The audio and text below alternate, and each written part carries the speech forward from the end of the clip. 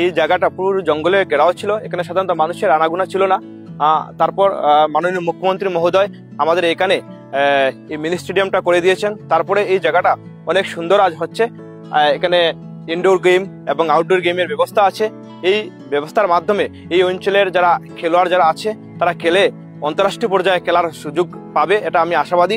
আমাদের আসামের সর্বকালের সর্বশ্রেষ্ঠ মুখ্যমন্ত্রী ডক্টর হিমন্ত বিশ্ব শর্মা মহাশয়কে আমি অশেষ ধন্যবাদ এবং কৃতজ্ঞতা জানাচ্ছি। ফিজিক্যালি মানে ফিট থাকিবৰ কাৰণে ইয়াতে আমাৰ ফুটবল গ্ৰাউণ্ড দিয়া আছে, তাৰপিছত বেডমিণ্টন কোৰ্ট আছে, তাৰপিছত বাস্কেটবল হেৰি আছে, তাৰপিছত ইনডোৰ কাৰণে ভেৰাইটিজ অফ গেমছ প্ৰভাইড কৰা হৈছে, যাতে মানে আমি ফ্লেক্সিবলি ফিজিকেলি ফিট থাকোঁ। এই অঞ্চলত এইটো হোৱাৰ কাৰণে এইটো বহুত ভাল বস্তু এটা হৈছে, সেইটো কাৰণে আমি থেংক ইউ জনাওঁ আমাৰ মুখ্যমন্ত্ৰী ডাঙৰীয়াক।